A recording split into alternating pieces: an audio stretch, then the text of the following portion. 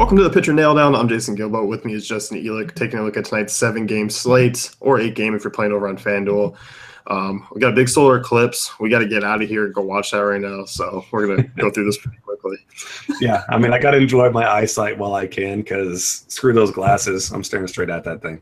If I can only see it once in my life, I'm staring at it. I would actually prefer to look at the eclipse and then look at this slate of pitching. Yeah, no kidding. At least we don't have to look at some of these stats for these people after we go blind today. So we'll race to see who goes blind first. Yeah, if you don't see us on any more pods, it's because our eyes are burned out of their sockets.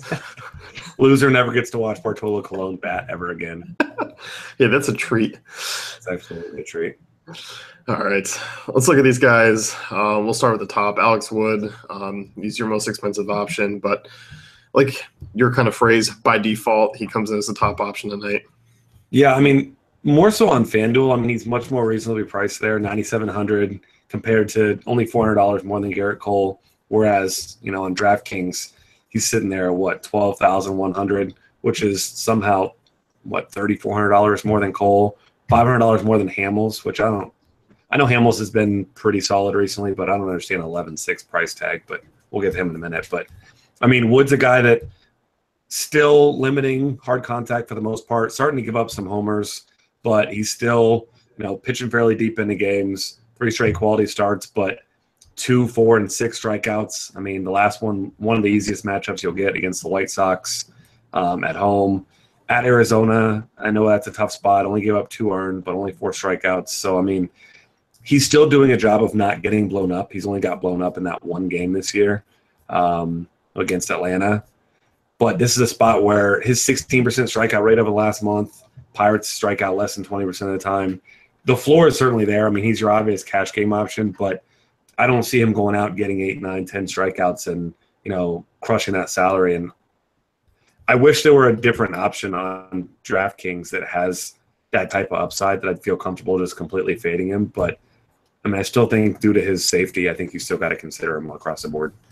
Yeah, I'm with you. I mean, I look at Alex Wood tonight, and I just Pirates, they don't strike out against lefties. I mean, they're going to load it up with right-handed bats. They're righties that are projected in the lineup. I mean, only a 16% strikeout rate against lefties this year.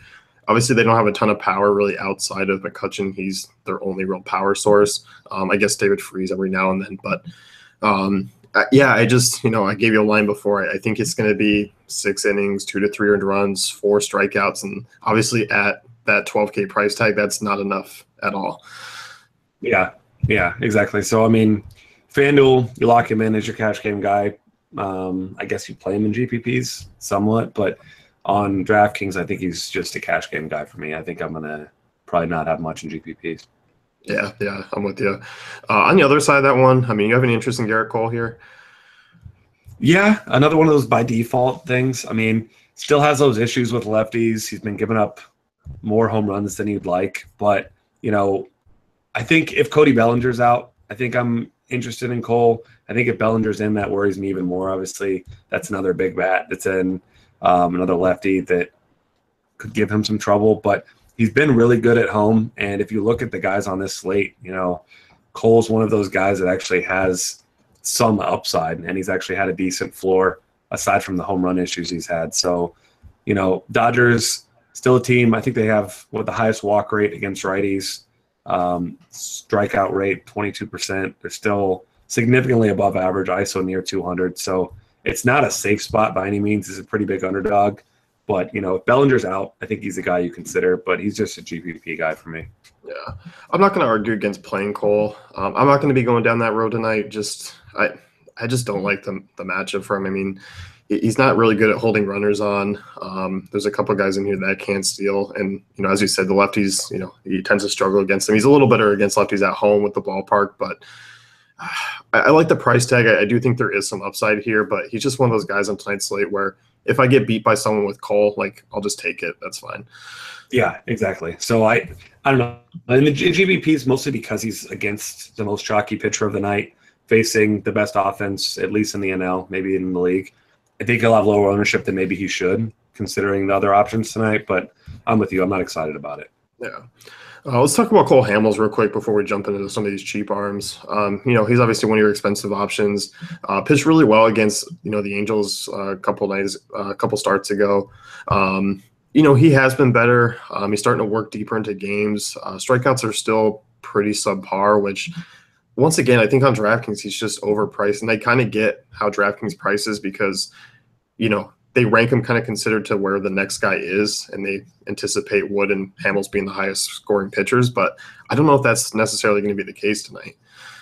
I mean, I think he's got a good floor, as an SP2, probably not DraftKings, because I can't imagine paying, $24,000 almost for these two guys in cash games, even though I think they do give you the highest floors because he's been, pitching to contact. But if we're looking for a guy that's got, his ground ball rate over the last 30 days, 57%. That's 10% higher than anyone. And even Alex Wood, 13% higher than his. So, he's not striking out a lot of guys, but like you said, he is pitching deep into games. His hard contact is 33% over that time. Not bad. I think considering the options tonight, I think he's a fine option, but I just don't think he really.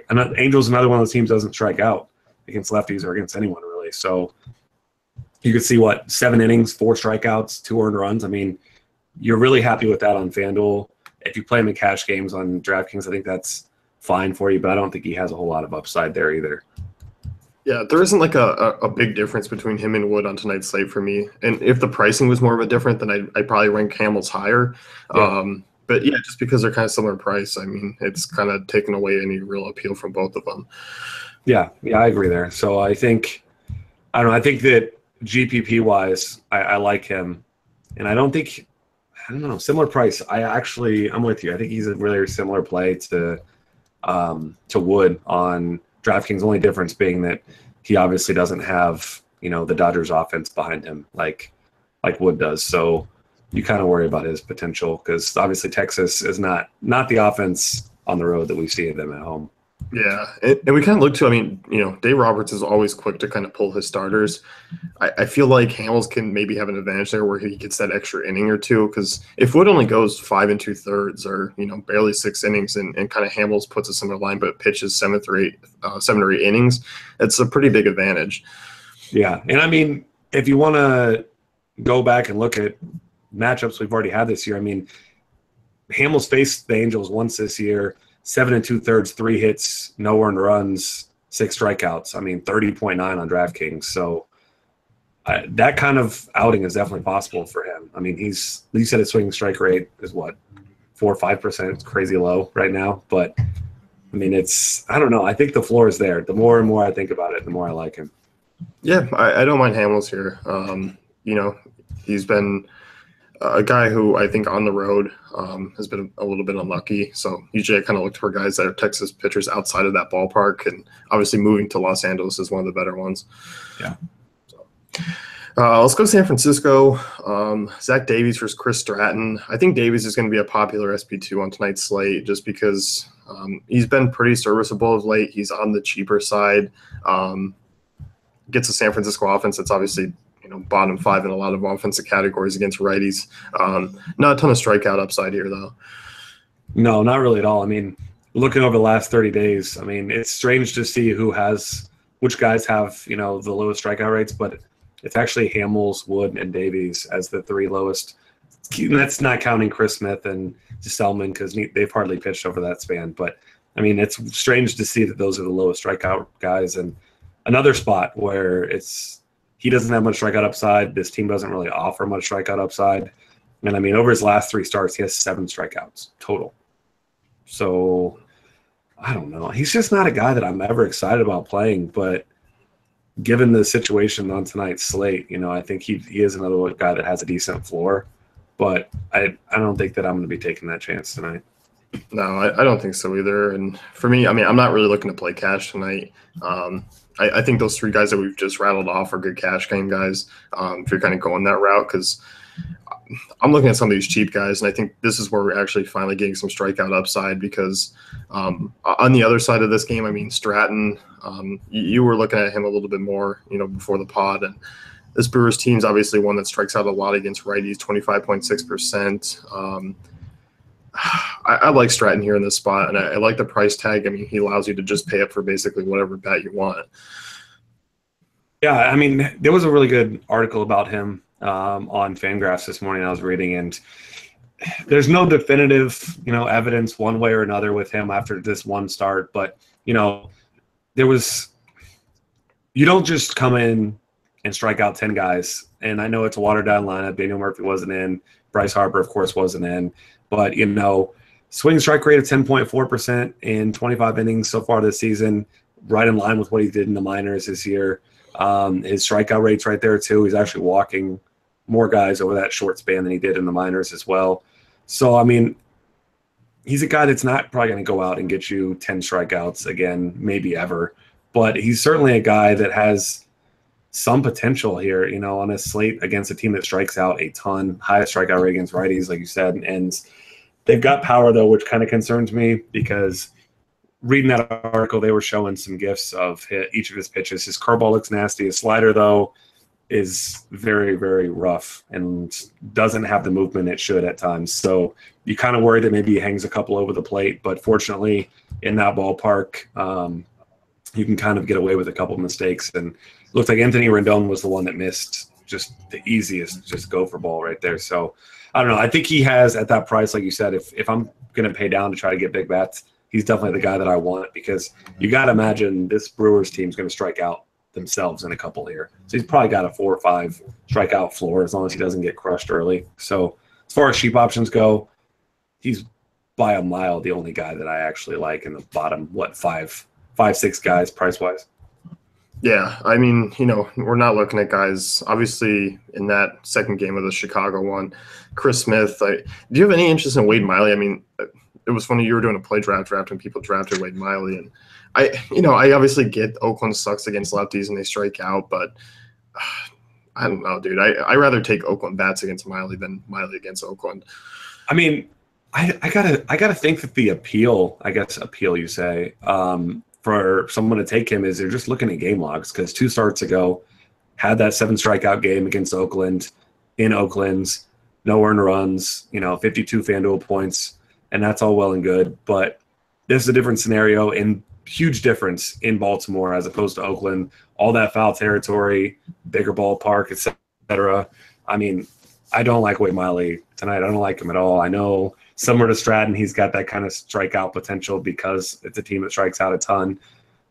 And I mean, I was even looking for which guys to target him with. And I mean, if you're looking at above average hitters against lefties in that lineup, it's pretty much Marcus Semien, barely above average. And then you've got Ryan Healy, who's been really good against lefties. Outside of that, they've all been pretty poor. So I think for this one, I'd rather take the Oakland side. I don't think he's a guy that I really like. I mean, I don't feel bad about fading him if he has a good game, but I don't see any way he replicates that game from 2 starts ago here. No, I like Stratton. I really like Tyler Skaggs in this matchup. Texas, I mean, they struggle against lefties for one. They struggle on the road. And Skaggs really isn't a bad arm. He's obviously been banged up for most of his career, but you just look at some of these strikeout rates for Texas against lefties. I mean, DeShields, 33%, Napoli, 36%, Joey Gallo, 44%, Chirinos, 28%, Mazzara, 24%. So, I mean, there's a lot of strikeout potential and a lot of multi-strikeout potential here for some of those guys. So, Skaggs at that price. We were looking at pitch counts before. He threw, 91 his last start? Yeah. In the 80s or low 90s pretty much every time. Yeah, so I mean, it looks like he's trending in the right direction. He's still super cheap, and has kind of fared well over his last 2 starts. Obviously, you expect him to kind of shake any rust off. So, Texas, I mean, implied total right around 3.75. Skaggs is actually a -150 home favorite against Hamill. So, I don't know. I like Skaggs a lot on this slate. And I think SP2 wise, he would be probably the guy I'd go with in cash games if I was playing cash. Yeah. I mean, Skaggs seems like he's got, a decent floor there. Like you said, strikeouts. And one more thing I saw about Miley real quick is in that Oakland game, he had a 167 BABIP in that game, 83% left on base percentage. And over those last 30 days, 247 BABIP allowed. And I mean, he's just he got incredibly lucky in that game. So that's not it. I'm not interested in that at all. But yeah, Skaggs. I mean, I think Skaggs is going to be like sub 5% owned tonight. Maybe not even that high, like 2 or 3%, because recently everyone just been playing Texas at home. Of course, the weather and the humidity there in Arlington have been insane. But I just think kind of like the Diamondbacks on the road, everybody targets pitchers against them instantly as if they all are terrible hitters. And I know there's been that significant split, but I think this could be another one of those spots where people continue to target. Beltre, I imagine, will be popular. Some of these guys will be probably higher owned than they rightfully should be on this slate. So I think Skaggs, really low owned guy with some upside. I like him. Yeah, I think the only thing that will change his ownership is if he just gets popular across the industry. Like people start touting him out, and he's a cover boy, or we'll stop talking about him then. Like I could see that ownership maybe creeping up to like 15% if that's the case, or 20%.